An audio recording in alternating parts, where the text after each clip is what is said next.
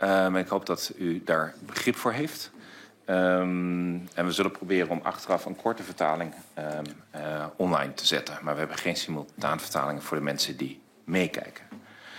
Good afternoon and welcome to this meeting today between the members of the Permanent Committee on Finance of the Dutch Chamber of Representatives with Mr. Mark McGann, former employee of Uber. Warm welcome to you. You've traveled to us to answer questions and clarify your viewpoint on the fiscal treatment of Uber in the Netherlands. And the reason why we invited you are the Uber files and a number of newspaper articles. Also, warm welcome to Ms. Gibson, and she's the legal advisor of Mr. McGann, and we fully appreciate that if you blow the whistle that you need legal advice. Of course, warm welcome to everyone who's here, to everybody who's in the room next door, because there were so many people, we had to have a second room, and then everyone who's listening from elsewhere. We have 1.5 hours. And relatively few members of parliament, and that means that we have ample time. So I propose that first you give us an introduction. If you need 15 minutes, then you'll have 15 minutes, and then we have questions for clarifications.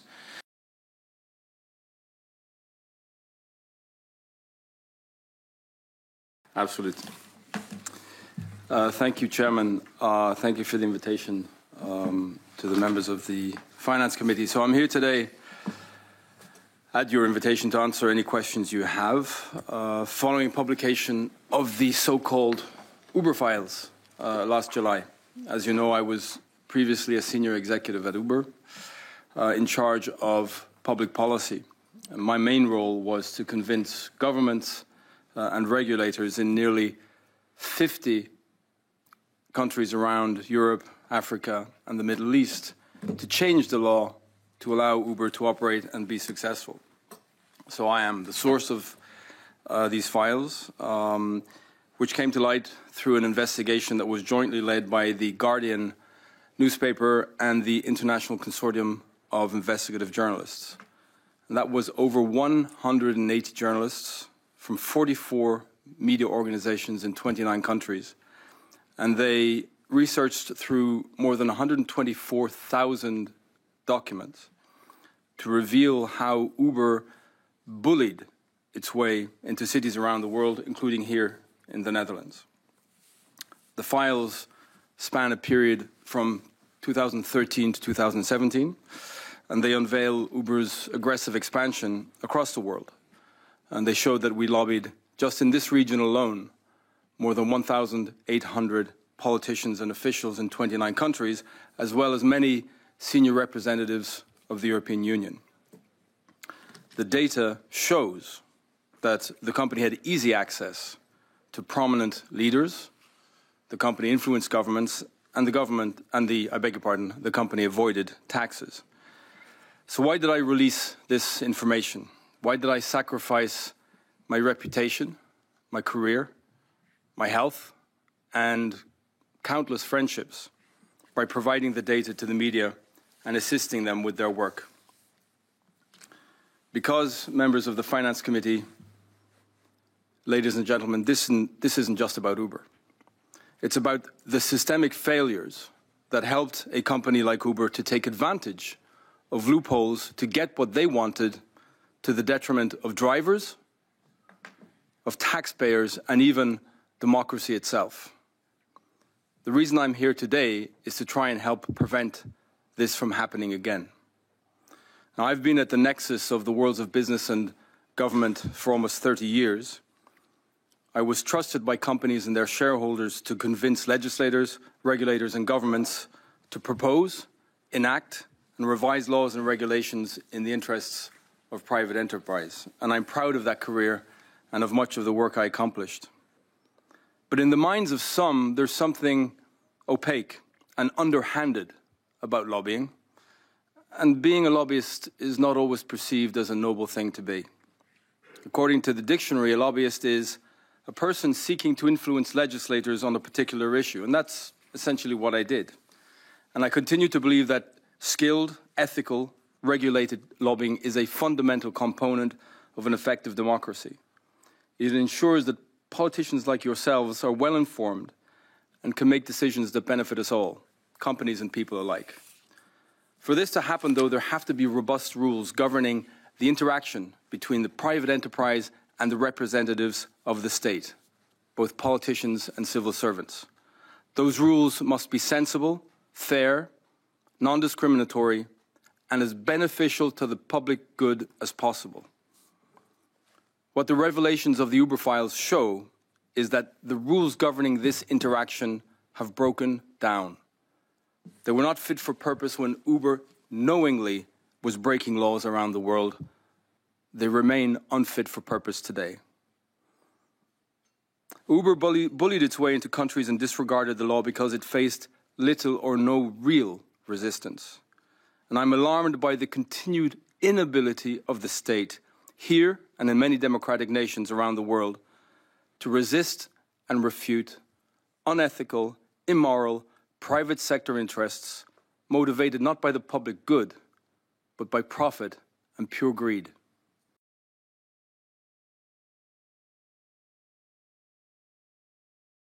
Uber's methods duped politicians and the public alike, with politicians often saber-rattling in the media, but showing far greater interest and cooperation in our private meetings. It was no exception here in the Netherlands, where the highest levels of government, having eagerly provided Uber with an immoral, unethical tax status, provided encouragement in our private meetings while instructing the Public Prosecution Service and other enforcement authorities to raid our offices, scare honest Uber drivers, and charge executives with criminal acts. It was very odd to witness the schizophrenic attitude of many governments, telling us directly and via the media that we were breaking the law, while at the same time trying to find quick fixes to let us into the market and hopefully generate tax revenues and create jobs and wealth. I say this respectfully, but I suppose there was a certain logic here in the Netherlands that the government would do everything in its power to protect and defend Uber, given the tailor-made tax arrangement that the Dutch state awarded in 2013. I should perhaps remind you that Amsterdam served as the base for Uber's rogue operations around the world. By bending over backwards to ensure that Uber located its international headquarters here in the Netherlands, the government and many state agencies often turned a blind eye to the harm that this Dutch-based company was causing elsewhere.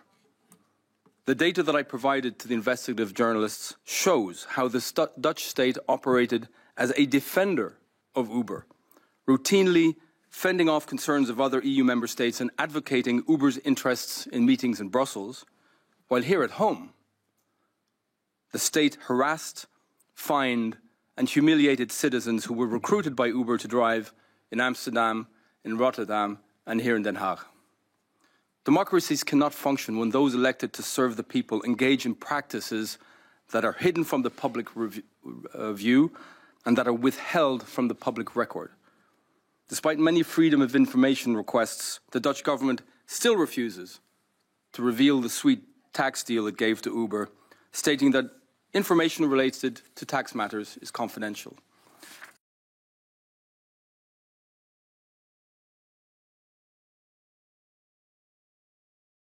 This is not just a Dutch or European problem, it's a global problem. Money continues to buy access and influence.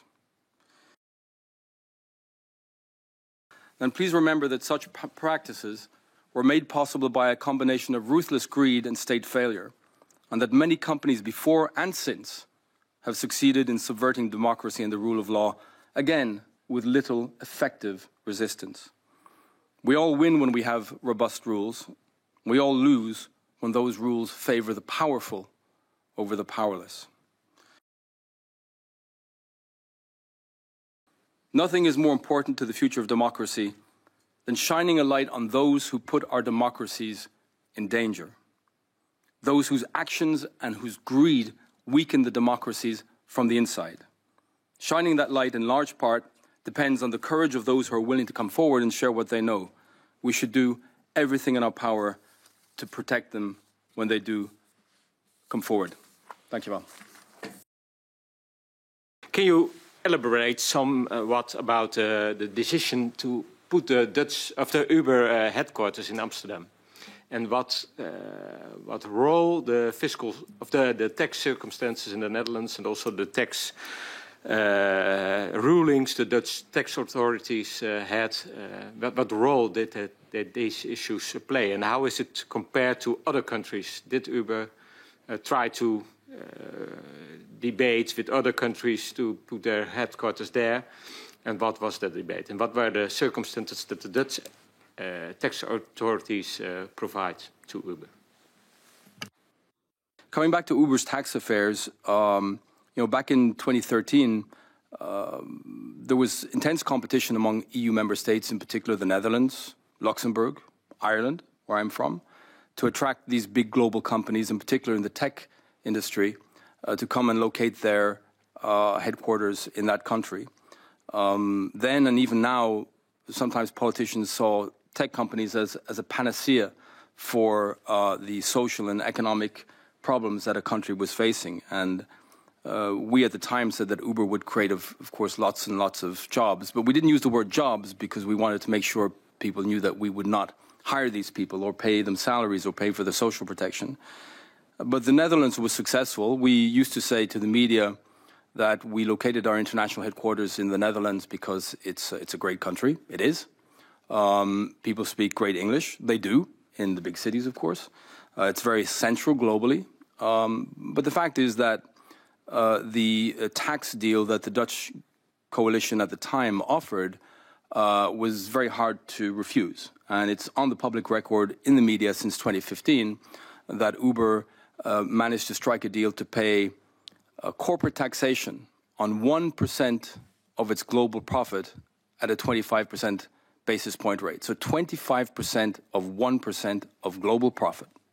And the other 99% of global profit would be diverted via the Cayman Islands and the Bahamas to Uber and its shareholders. So that was the deal that was struck then. We had regular, behind-the-scenes, off-the-record conversations with the Dutch tax authority. We knew what was going on in the EU working group on taxation. We knew what the French wanted. We knew what the Belgian wanted. And we had a very willing friend and ally in the Dutch tax authority. And you talked about the corporate tax of 1% of the world income, and then for only 25% the tax rate, the Dutch tax rate, is the usual tax rate. So it's 0.25% what will be taxed. And is that still nowadays, is that the tariff that Uber pays? I don't know what the status is today. The very long article in Fortune magazine, which was published on the 22nd of October 2015, the title is How Uber Plays the Tax Shell Game. I think it's now behind a paywall, but I'd be very happy to pass it on to the committee if I don't get sued for copyright reasons. But it explains the revenue sharing agreements, the IP boxes, et cetera, between Uber Technologies in San Francisco, Uber BV in the Netherlands, Uber CV, which is incorporated in the Netherlands but with headquarters in Bermuda. This is the basis of, as you know, the reality of shell companies. But the Netherlands in those days was a very attractive, beneficial tax paradise for Uber's operations. Now, what bothers me the most as a socialist is not only that it starts off with a tax deal which is very profitable for a multinational like Uber, but that the tax authorities continue to be cooperative in a way that you call them a champion, a friend and an ally. Now, at a certain point of time, there's a multilateral tax audit, which the tax authorities, the Belastingdienst, of course, knows of. And there's also confidential information about Uber. And it is suggested in Uber leaks that this confidential information, which is very valuable, of course, for Uber, the company, is being leaked by the tax authorities to the company. Now, can you elaborate a bit more on what happened there and how important that was for the company?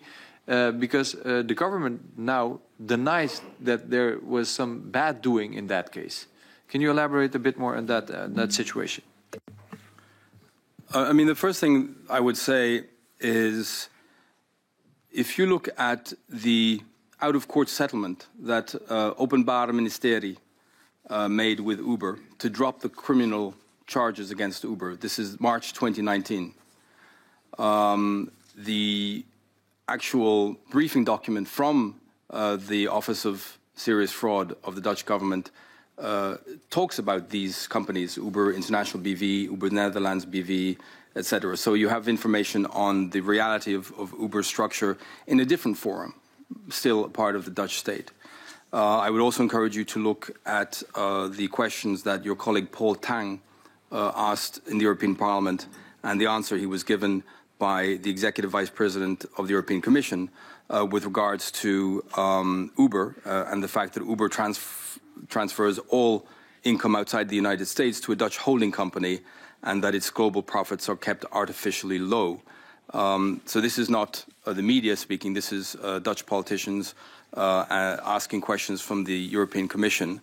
The difference between the Dutch politician who asked the question and the European Commissioner who answered the question is that she knows the content of the tax ruling between the Netherlands and Uber, but you don't, your colleague Paul Tang doesn't, and of course the media doesn't.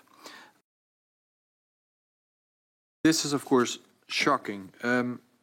But how would you explain? How can you explain this this culture at the Dutch tax authority? Do you think it's something specific that was something only Uber was getting, a way of treatment that only Uber was getting, or do you think that it was the culture that was very natural to them? Or how else would you explain that the leaking of confidential information or the close cooperation and being such a friend of an ally of a multinational, which other tax authorities are treating in a whole different way? I would say in general, when you do everything in your power as a government to get a promising startup that has $10 billion of venture capital money at a time when interest rates are close to zero, when you do everything in your power to get that company to come and locate in the country, and Uber said we would create lots and lots of jobs in the Netherlands, which never happened. We would bring lots and lots of taxation revenue to the Netherlands. I'm not sure that's ever happened. There's a certain consistency that certain agencies of the government would continue to support you and cooperate with you. I guess at the time that the Dutch coalition signed this tax deal with Uber, they didn't know that Uber was going to come and break the law in the Netherlands and in France and in Germany and in Italy, etc., etc., etc. A question on a different note is also because our Prime Minister visited Uber as well with Nelly Kroes. I was wondering if you could elaborate a little bit more on the meeting that was being held there, what was being discussed, to get a little bit more insight in that conversation. Yes, so you know, I was working with governments and regulators, as I said, in nearly 50 countries. So I wasn't always involved in the day-to-day relationship with the Dutch government, but we had some external lobbyists doing that, and we had some the benefit of some former senior politicians also having good networks to help us. When we were getting a lot of enforcement by ILT and getting the offices raided, and our legal director was taken away to the police station for a day, we were trying to find a way to get a better dialogue with the Dutch government, to tell them that if they could just see how consumers loved Uber, then maybe they would quickly change the rules the way we wanted the rules, and they would stop all this enforcement. The conversations I had with the Prime Minister's staff at the time in 2015, I was told, look, if ILT and Openbaar Ministerie is opening criminal cases, it wouldn't look good if we had a meeting between Travis Kalanick, the founder of Uber, and the Prime Minister Rutte at the time. It would just be a bad look politically. But then a couple of months later, on the 2nd of February 2016, we hosted, so Kalanick and I hosted Prime Minister Rutte and Mrs. Cruz in our headquarters in San Francisco. And that was a very positive, constructive, beneficial meeting. There's various meeting notes. The data has a full meeting report of this meeting where we got very positive encouragement from the then Prime Minister, even though in parallel we were still being enforced against. Drivers were being heavily enforced against by ILT and the police. And at that point, there was still an open criminal investigation by Openbaar Ministerie.